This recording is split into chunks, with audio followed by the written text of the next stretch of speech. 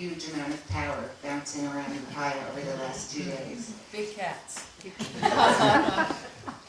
And Etta, who did an unbelievably superb job of organizing, and the residents, and in particular the Bodhisattva cooks who have been creating exquisite meals for us. So thank you.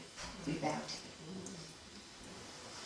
you. I will be introducing the panel, and then we'll be starting. These are renowned American women spiritual leaders. This is Louisa Tish, Voodoo practitioner and Yoruba priestess.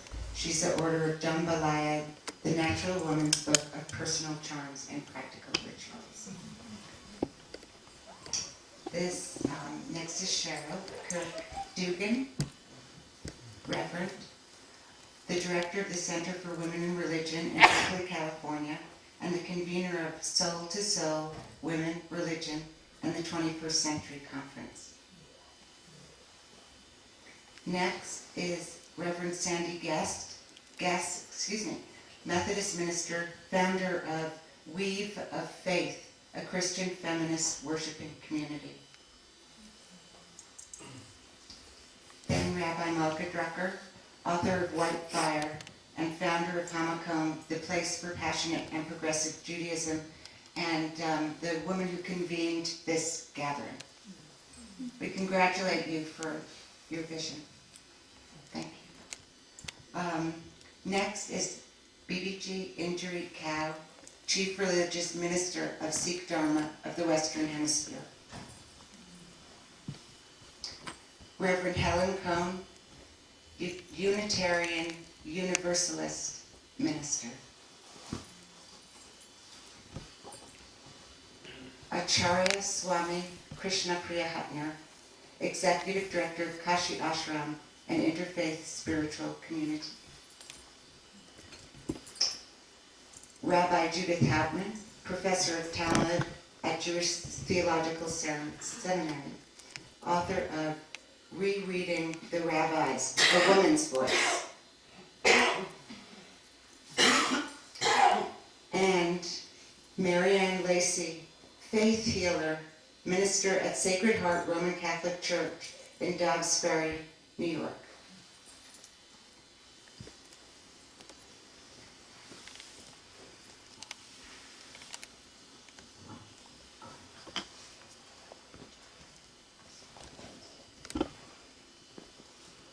I want to thank Malka for bringing all of us together. It's been an extremely powerful and interesting encounter between human beings and between women and also between traditions. I want to ask Malka a few questions, if that's all right. What is White Fire? Why did you name your book that?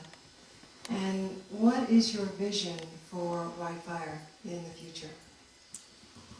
I'm so glad you asked me, John, actually, because I am going to show everyone where the metaphor came from. First of all, let me just lift up the Torah. You know what? Is that Torah? It's about 10 points, okay. So to show everybody what it looks like. This is the time of year, actually, when we celebrate this book. We love this book.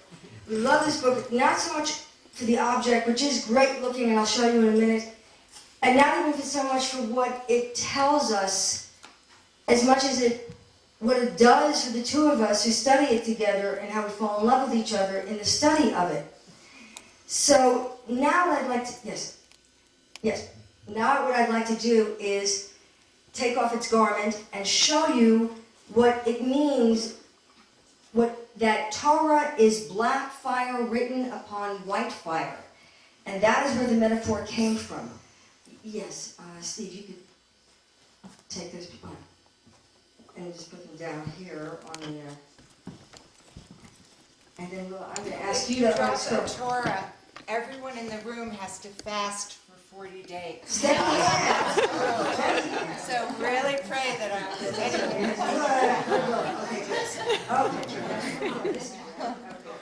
So the black fire written upon white fire, as you'll see, is like any page that you look at where you see black letters and you read the text. But what the rabbis, the mystics were thinking about was that it was more than that. That it meant that there was something, yeah, wrote a little, and Steve, why don't you stand up? So, yeah. Because you'll see that it's not consistent.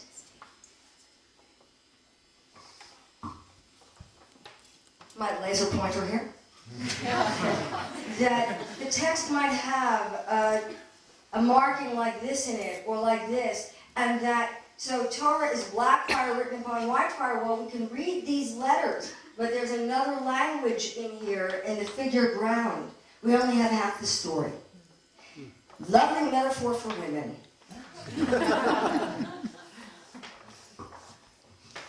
So, I'd like to say, now they're going to know, Willa knows what to do now. Now it's called dressing the Torah. Dressing the Torah. This is a part of our ritual service, actually. And what I understood is that women were like white fire. They were often overlooked, ignored, invisible, and that they had their own story, their own side to talk about their experience. And that I thought when I met all these women, with the exception, regrettably, of 2 who are not in the book, but all the others are, including Roshi, that I learned so much as I met one-on-one. I kept having this fantasy of what would it be like to be with all of these women who are so passionate about cosmic interconnection. And I had no idea what it would be, but then all of a sudden I walked in here and I remembered what this was, and it's as if we created a vessel. It was an experiment in creating a vessel to hold the light. Each of us a sliver of light. What would happen if we could create something strong enough to bring all that light into one place? Could we make some difference? So, personally, I can tell you how much I've learned in this time by being blessed in so many different ways by each of these women who have different technologies and different backgrounds, and yet at the same time we ate many meals together. And in these meals we heard these conversations of women talking about what their experience was in their passion to serve, the question of how this really wasn't so much about gender, but that it really was very much about bringing forth what our gender is supposed to represent corporeally, with an energy that all of us contain. And I sat next to BBG at lunch today and discovered that we have a great deal in common in our relationship to our family, our relationship to success, our relationship to hard work and achievement, never forgetting who we work for. So I come away from this with profound gratitude, and I must take a moment to thank you, Roshi, for everything. Throw a photo op with Rabbi and Roshi. And Willa, the absolute Sadiq angel, wherever you are, Willa, who's also You're trying to tell you I- that you're over. I'm over time. All right, who want to pass the mic to? It goes next to, who's asking? I'll end in mid-sentence. Who's the? It goes next to Sandy. Did Roshi want to ask a question? I answered the on. Let's let Sandy ask a question, and then it can come back to me, and then I can sort of pull on you for the next piece. That's okay. Linda. I am just a Methodist. Who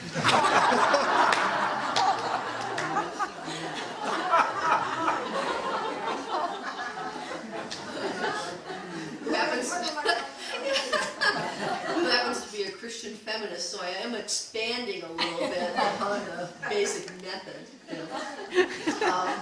And Lisa Tish, you are a practitioner of a very ancient religious practice.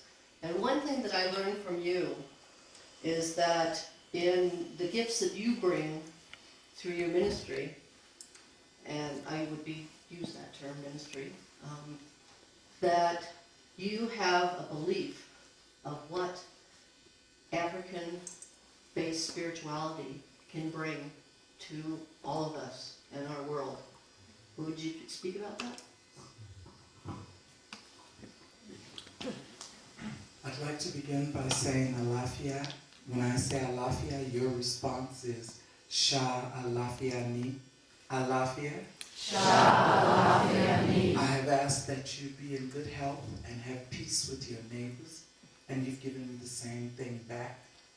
My message is we need to realize that we have all come out of the womb of Mother Africa. Every human being on the face of the earth was born from that continent.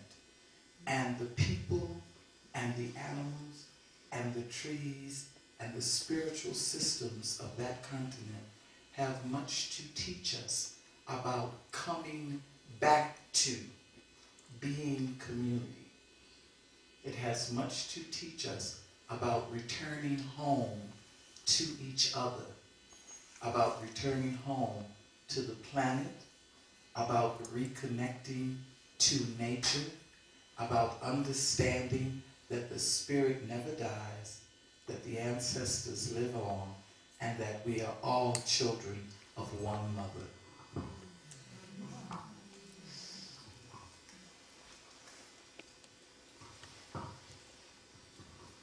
It's so great to see Louisa again. We were friends 25 years ago, and we haven't seen each other since.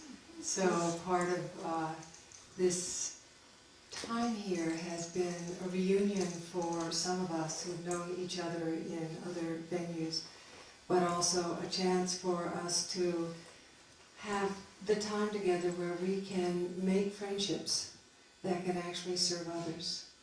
So, Louisa, great to see you.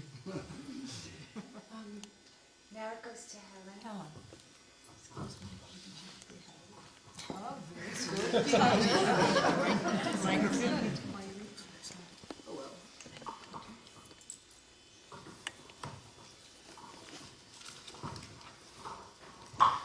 One of the members of our group had to leave earlier this afternoon, and that is Nahid Anga, who is a teacher of Sufi wisdom. And I'm going to read this for her. It is a sayings from Azadin Nasafi, who was a Sufi scholar in 13th century Persia. So it's a teaching from the Sufi. Oh, my friend, love makes the world of creation a possibility, and the ecstasy of ascension a will. Look around yourself and see a universe saturated by the fragrance of love. If there was no love and the endurance for such longing, then who could beautify words into majestic melodies? If there was no breeze to gracefully caress the hair of the beloved, then how could the lover see the revealing face of the beloved? Such longing is to gracefully return to the provider in the state of perfection.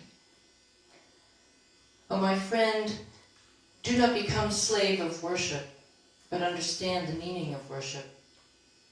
Understand the meaning of divine, Allah, and practice to be pious and peaceful. Become a true human being, as becoming a true human being is the key to salvation. Oh, my friend, if you have chosen an inner path, remember that we all are travelers. Our moments are passing, and we are passing with them. Your wealth will not remain forever, and your pain will not last. So do not become a slave to your wealth, nor to your pain. If you are a person of an inner path, then you are a person of peace. So make peace with yourself and your surroundings. I'm just sorry that Nahid couldn't be here to read that herself. She's been a wonderful presence for the group. But then I also have, I'm going to ask Swami Krishnapriya a question. One of the great opportunities, of course, of being in this group has been to explore religions from all over the earth, from Africa and from the Western Hemisphere and from the East and Far East. And I've always, when I study Eastern religions, I'm very definitely a Westerner. I think, well, I know, that's why I want to ask you this question. We Westerners live in this frantic, multitasking, very attached to things and people society. And I wonder whether you as a Westerner and adopting an Eastern religion, becoming part of that, becoming a leader in that, in fact, struggle with attention on that bridge you're crossing between the way we Westerners live and the attachment we feel, and our emphasis actually on attachment, and the detachment that you were learning and teaching. You taught us a breadth of detachment this morning, which was very wonderful. So I just wondered what it's like for you making that bridge. Well, let's see. I have a Jewish father, who's over there, hi Ben, and a Christian mother. And I was raised on an ashram. And my guru, Majaya, is also a Westerner. But she created this wonderful path of Eastern mysticism. Attachment and detachment. Yeah, I mean, here I am, I'm in my body, I'm totally challenged. I mean, you know, and I'm an executive swami, by the way. You know? I'm in the world, I'm not just, you know, I pull one hat off and I put another one on. And so how do I deal with that? I mean, you know, I use the breath. That's my ability to kind of try and stay detached. And my commitment to my path is to be as awake and aware and as detached as I can be, because I know that's my path to liberation, that's my freedom. I have moments of it and glimpses of it all the time. Do I get attached? Absolutely. I remember when my son was diagnosed with cancer, he was 15 years old. Oh my God. I mean, how can you not feel that pain and be attached? And yet I knew in order to walk through that, I had to be as detached as I possibly could to take care of him. And that is my path. So I use the breath and I follow. I mean, I'm blessed to have a wildly crazy guru who walks and holds my hand and has thrown me out into this world to go and teach and be. And that's my blessing. And she keeps me on the detached path all the time. She makes sure I'm in, you know, as detached as I can be. But is it a challenge? Absolutely. And the only key I can offer is to use the breath, because that's what keeps me as detached as I can possibly be on this path. And I want to thank everybody. I'm so blessed. I mean, these are just incredible spiritual warriors. Each and every one of these women are just amazing. And I really feel blessed to have spent this last few days with you guys. Thank you. Namaste. Krishna Priya, it goes now to Malka. Here's one more.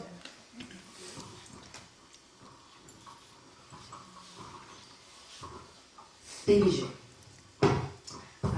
We've had, one of the pleasures of our time together has been the great generosity bestowed by the women of this group, and the luncheon you had for us yesterday was just spectacular. And I saw many young women there, and I wonder what your dream might be for these young women in your community. Thank you, Malka. Before I start, I would like to thank Roshi for our hospitality and all the ashram people from here. And I will encourage you, if you haven't stayed here, you try it and see.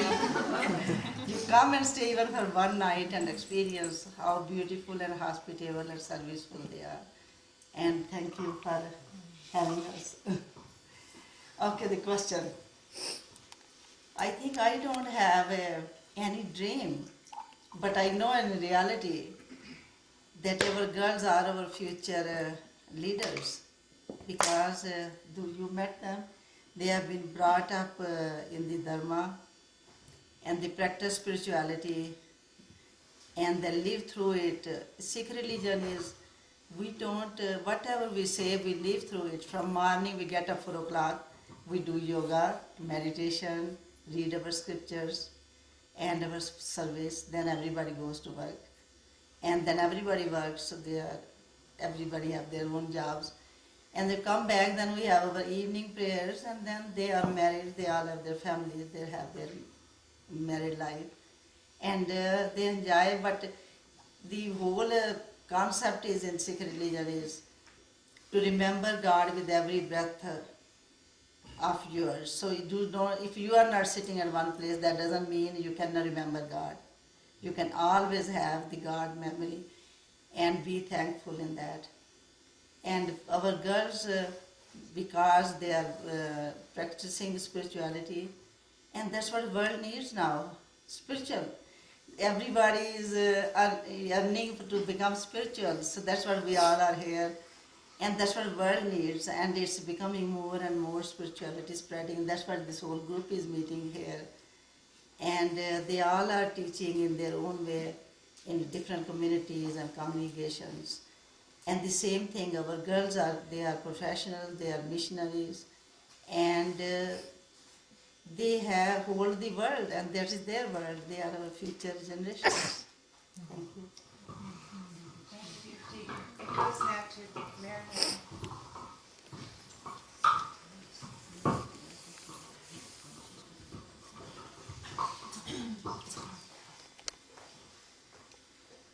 I'm to introduce Rabbi Judy from New York. We're native New Yorkers, both of us, and we had the rare privilege of hearing her give a teaching today on some of the Jewish law, which was rather interesting for a Christian to hear.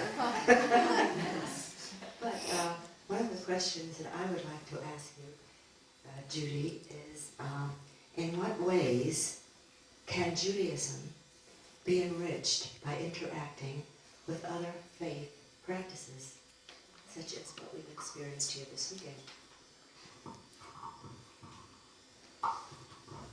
Hi, as a rabbi, I guess my first answer has to be a very defensive one, that Judaism is perfect and has nothing to learn from. But, being realistic, the truth is that probably at some point in time, and I studied the ancient period of Judaism, probably at that point in time, Judaism was perfect, or at least on paper, it was perfect. But in the course of time, all kinds of imperfections crept in. Today, people, Jews, when they go to pray, instead of being totally concentrated on their prayer, we have a word called kavanah, directing one's heart to the meaning of the words, directing one's heart to heaven. Instead of doing that, because prayers have proliferated to such a great extent, people gobble the words. This is a serious problem. It wasn't meant to be that way. Another thing that Jews have a tendency to do, I'm among them, is to be obsessive about details. Now, attention to details is a wonderful thing. Dietary laws, I practice, I keep kosher, I practice dietary laws, but if you spend so much time worrying and arguing about the details of dietary laws, and you do not spend an equal amount of time figuring out the fine points of tikkun haolam, which is repairing the world, then you're out of kilter, you're out of balance. And these are some of the problems that I see Judaism is experiencing today. So, we have a lot to learn, and I personally have come here to learn a lot from other religions. To begin with, I want to make several points. My first one is that I don't think any one of the religions or faith paths represented in this room today was egalitarian or was feminist prior to the 1960s. In other words, I don't think any one of us got high marks on that score, on that issue. So this is something that we've all learned from the general culture, not necessarily from another faith path. Judaism now, most branches of Judaism allow women to be rabbis, allow women to be teachers, allow women to lead all parts of the service. There's full equality, not in Orthodox Judaism, but in all the other branches of Judaism. So that's one thing that we've learned from general culture. I think from the religions of the East, and I have to be very careful, I'm surely going to offend some religion by omitting that religion, that faith path, but let me just give some examples. From the religions of the East, I've already heard the phrases here today, awake and aware, pious and peaceful, from the Sufi poem. We have a lot to learn from the religions of the East. One thing we can learn, in addition to paying attention to mental anguish, learning all kinds of mental and emotional disciplines, one other thing we Jews can learn is a little bit of silence.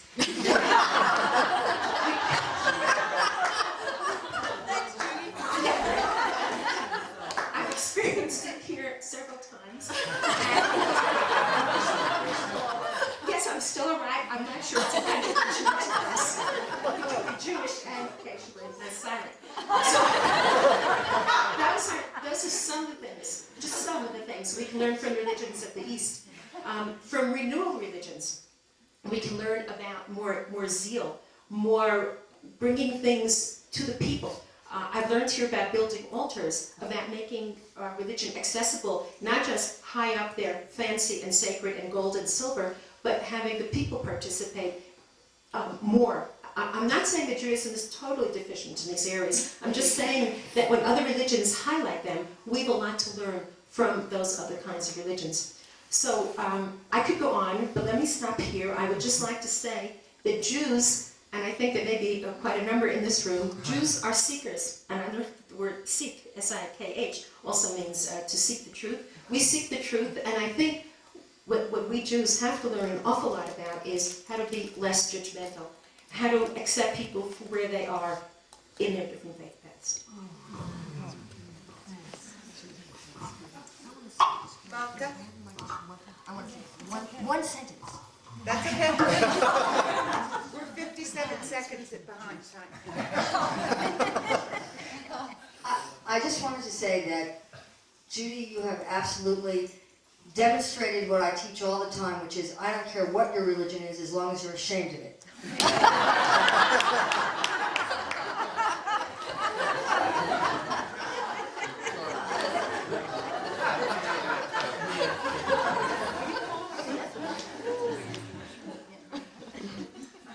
Thank God for Jews.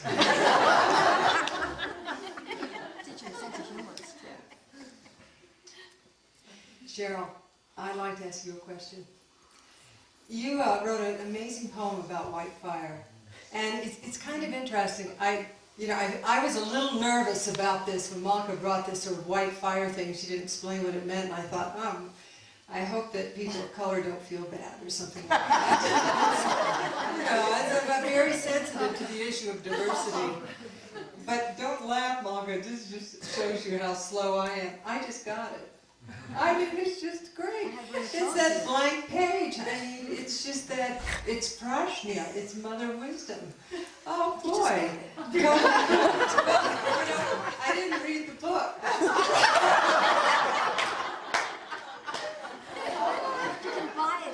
And like every woman here, I didn't have time to read the book. There is one thing about the lineup you see here. These are really busy people. These are people who are balancing lives that are really complex. This woman's husband is, in a very vulnerable physical situation. Yogi Bhajan is a powerful teacher, world-renowned, and has, opened something that is to me so extraordinary in the Eastern world, which is basically to offer, He always shared his mantle with BBG. BBG was always powerful, I'm sure, in his life. But she has just stepped into these huge shoes, these vast shoes of her husband, as her husband is in a somewhat vulnerable situation, a very vulnerable situation, and is doing what a mother does.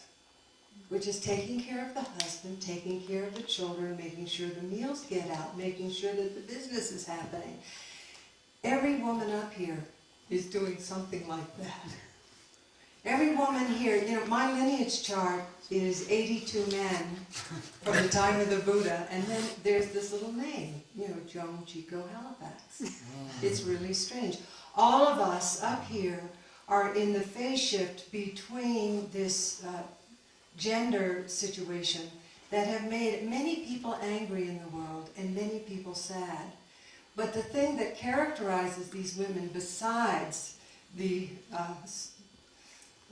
non-laudable busyness of their lives, and these are really women who are, you know, I have a 4-year-old.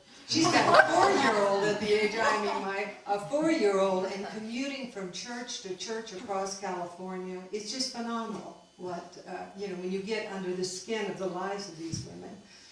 But also the feeling that these women have, which is characterized by an absence of anger. It's very interesting. Not at all the tone that many of us grew up in as young feminists, but as old women, something is happening now that calls us. Some of us are over 60. And still young. I don't know, depends on the holiday. But is this, how can we bring forward the kind of collaborations that women have engaged in, whether they're sewing bees, how can we sew the world back together again? You know, the Maha sewing bee. I mean, that's really it.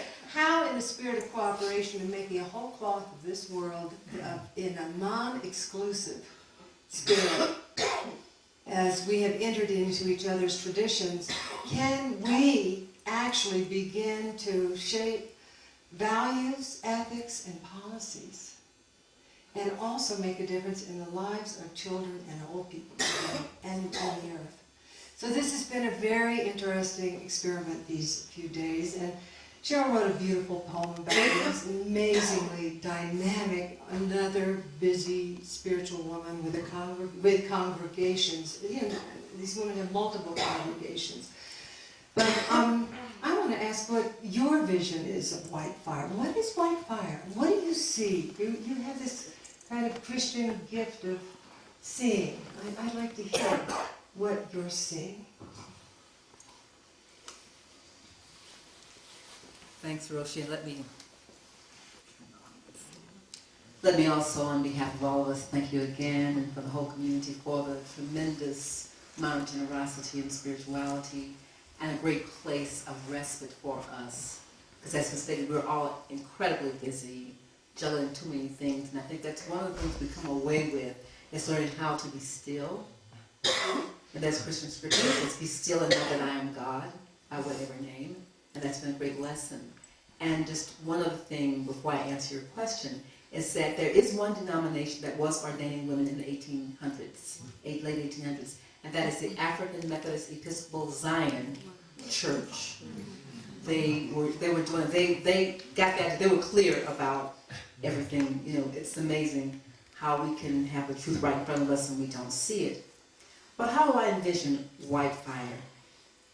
As an iconoclastic, instigating, intriguing, interesting, provocative experience for life in terms of the planet.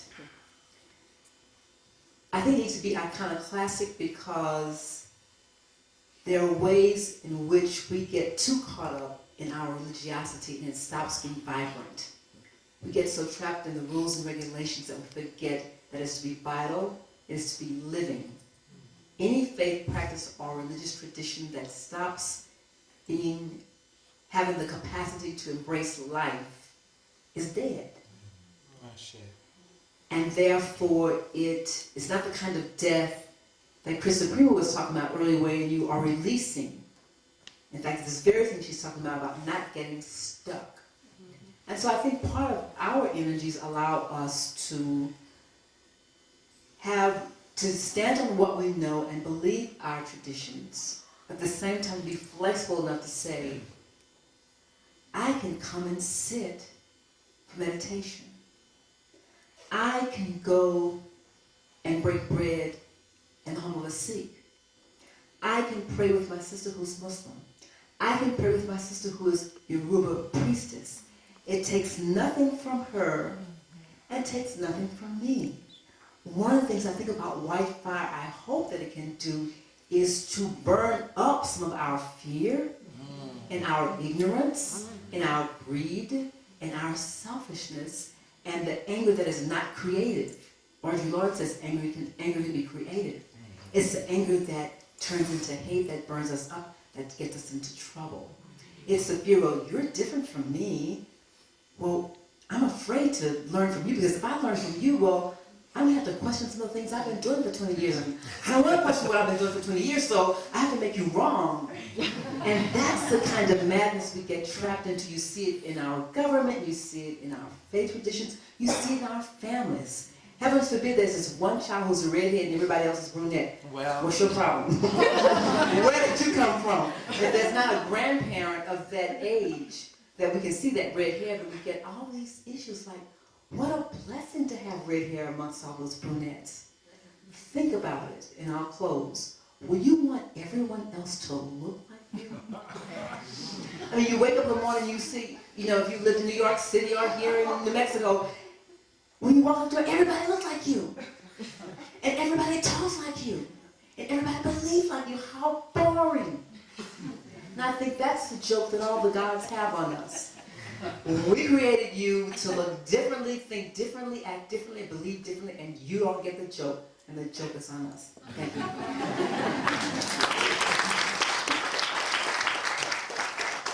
just got to give the last word to Malka.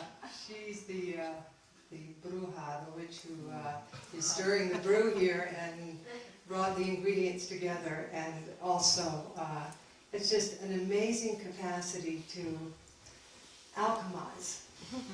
And so, Malka La. What is? You gonna ask me a question? Yeah. Oh, good. All right. Or shall I give you the answer first? Actually, you've been giving us the answer first all weekend. Malka, what do you want to do with this situation? Willa keeps telling me, don't get so, all of my sisters are, stay in the moment, stay in the breath. This is all we have. But it's true. Because this is what I want. This, what we had, more of this, and more of this. And if this is all there was, this would be the repaired world. So, this is enough, Diana. Now, should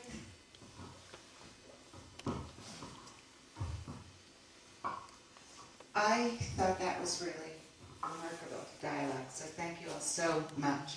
And now we're going to open it for questions. We actually have 20 minutes, which is great. We're so honored to have all these women with us, and it's a short period of time. So I would ask you to keep your questions brief, and maybe even just one sentence with a question mark at the end, so that we can hear these remarkable women's voices. And Roshi will be pointing out, selecting the questioners. Please. Did you bring your white fire poem? Cheryl. Don't have it, I'm sorry. I wrote it last night. I can You have look at it. Well, okay, we'll get it. Right. And so we'll read it at If the someone end. else can do the right. Great. Thank you. Yes, Marianne. I have a burning statement and a burning question. First of all, I just want to thank each of you because you are really paving the pathway for me and for all of us. So I especially thank my teacher, Malka, Drucker, and I really want to thank all of you. And I have a request, and that is next year, do this again, but each of you bring with you somebody like me. All right, Yafa, you. Because we have so much to learn from you. So much to learn from your challenges. And so let's do this again and let's expand it so that people like myself can benefit.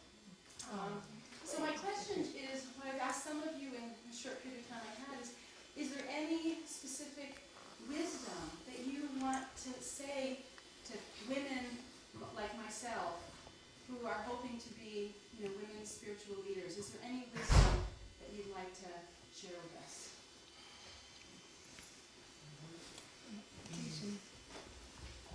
Do we need a mic? Do we need to? We don't need to. I think There should be we're two. good. I think one just blew, so. Oh, okay, go ahead, Tish. No, here it is. It would be most important for you to learn, it would be most important for you to learn not to fear ridicule. Not to fear ridicule. I want to tell you quickly, there are ways to be trained in this. When I was first initiated, before I was allowed to be initiated, oh so long ago when I thought I was oh so hot and so cute. I was hot stuff. And what my elders did to me was they put 100 braids on my head and tied a flower and a feather to each one and made me walk down the street in the Mission where, well, I learned two things out of that. I learned that what's ugly to one person is beautiful to another. And I learned that if I know what I'm doing, it doesn't matter who doesn't know what I'm doing. I will continue to walk straight. And that's really important for a young person who can get pulled off the path by peer pressure.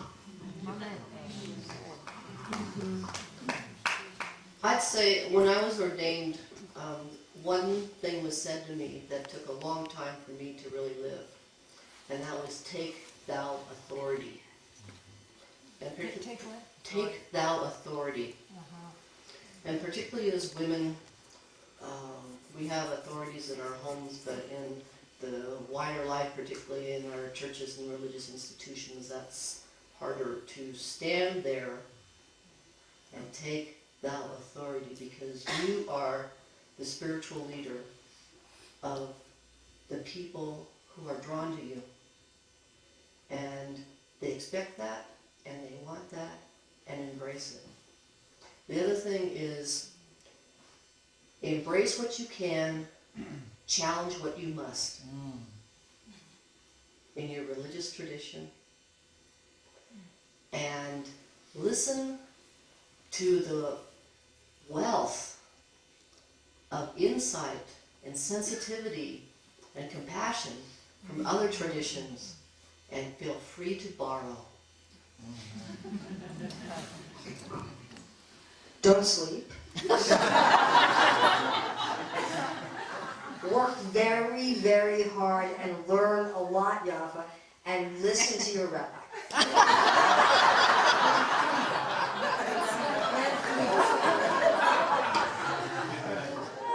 I think that was a good question. We all want to give our input. I think as a woman, she has a quality to nurture. That's our nature. So keep nurturing and serving with a lot of love and compassion. Don't compete. If somebody did wrong, you have to be negative about it or be wrong. Just keep giving your love, and love will change the world. My husband's business card says, if you cannot see love in all, you cannot see love at all. So you start seeing love in everybody, and everybody has a soul, relate to the soul, not to the faults of the person. Any more, I think it's related to what Tish was saying, that being really clear who you are inside, and yes, you should listen to Rabbi, but at the same time, you really need to listen to yourself, because what you have to offer is coming through you, and you will learn from everyone else.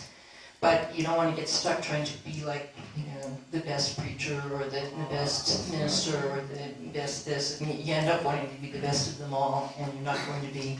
So being really in touch with who you are and what your path is, and how that path will change over time. And then at one point you might be doing one thing, and another point another, and that's okay, as long as you're listening to yourself. And have fun. Have fun doing it. I mean, I was thrown out there. I don't want the microphone. fearless and walk your truth and have fun. We're orange. And you know what? It is profound to really pay attention to your teacher, because I owe everything to my girl. And I think Rabbi Malka is fabulous. That's any indication of what you'll be, but have fun. I just want to say very briefly, don't be overwhelmed by how much you don't know. As soon as you know enough, go out there and start teaching other people, because you'll be learning the rest of your life. That's right, absolutely. Wow. I want to just check the time. I think we have time for maybe one more question, maybe two. Let's see, anyone else? Yes. This is another potluck question. Oh, goody. I would like to hear how you've all learned how to work with the fierceness of your heart when that eagle opens your wings and screams, and people's reactions to that. They're not always good reactions or easy reactions, but as Helen and others have said up here, the fundamental thing is to give no fear. How do you give no fear? Mostly beginning with yourself, and then offer that to the world. A fearless experience of life, of the world, of death is a liberating one. So good luck. Find the right community. Find a community that gets you. That's number one, especially if your message is not vanilla.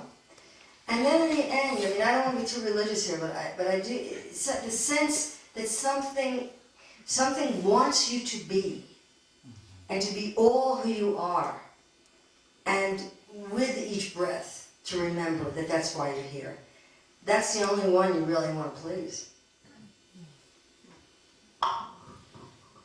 In what we do, so much is big, but it's the little that gives you the personal insight as to how to move and grow and be with those you're ministering with. You also want to have a community of accountability. There needs to be someone to say you're tired, you need to take a nap, you need to take a vacation, how are you doing? You can't do it alone, even though in many ways you do have to do it alone. The other thing is never let anyone rob you of your joy or tell you how you ought to feel and who you are. And because we're running short on time, I want to go ahead and read the poem White Fire. White fire women, wisdom burning brightly like sparks of energy connecting myriad thoughts. Energies, mysteries, graces, gifts of us, of life, of creation amid the isness of now. Never before nor after this instant of genuine reality. When I see you, you see me, I hear you, you hear me. Together we see, hear, touch, taste, smell, sensual, sexual beings, daughters, sisters, mothers, Muslim, Sikh, Christian, Hindu, Jew, a cornucopia of experiences of holiness, of that which is sacred, of life, fertility grounded in possibility and newness. In relation, all there is now, all there is love. Being in the now erases stresses, forgets the regret of yesterday, releases the anxieties of tomorrow. White fire burns, flame flickers amidst the logs of ourselves, of the world, having walked a labyrinth, prayed, meditated, sang, chanted, and broken bread, yoked in peace, shaped by heart, held in love, more ancient than time, more resplendent than the Grand Canyon, lighter than cotton, heavier than a herd of elephants, white fire, dancing on faith, sparked by dreams, energies, renews, refreshes, nurtures, comforts, transforms, and makes whole. Vulnerability meets mystery, opens way for sorrow and joy. Courage joins brilliance, invites revolution. Come, we are white fire women, radiating, reflecting, righteous, regal, royal. White fire reaches forth to embrace, empower, to love, to life. L'chaim.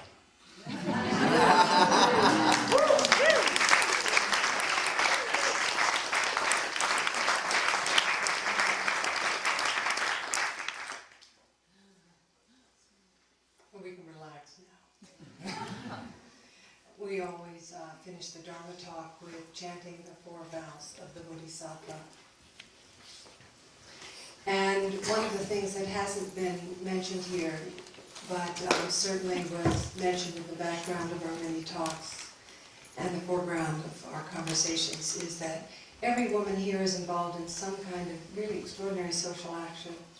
In addition to her ministry, to her congregation, to her own practice, to taking care of her family, and to dealing with the issues of being a woman who has a lot of responsibility and accountability.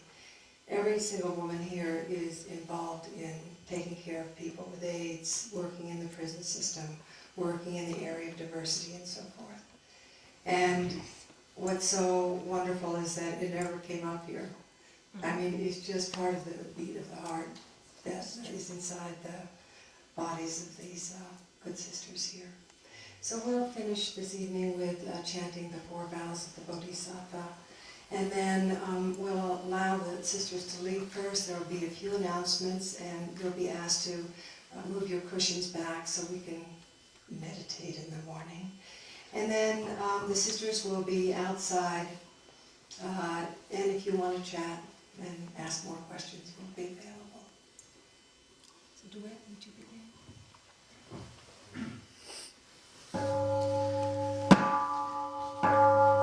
Creations are numberless.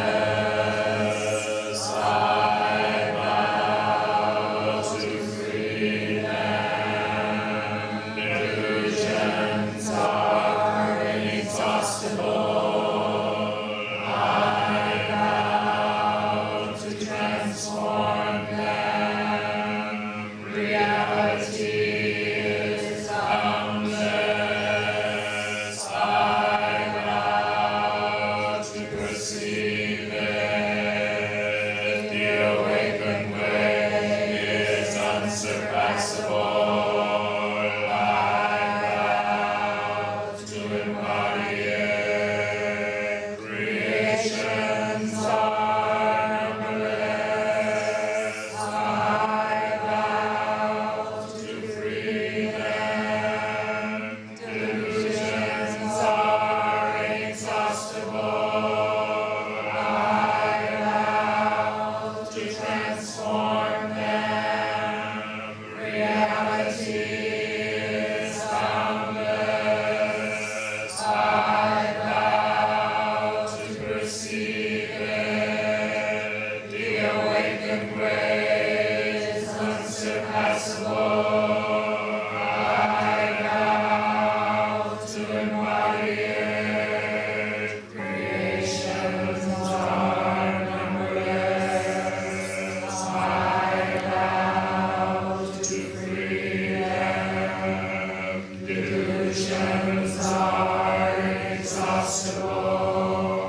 I vow to transform them. Reality is boundless.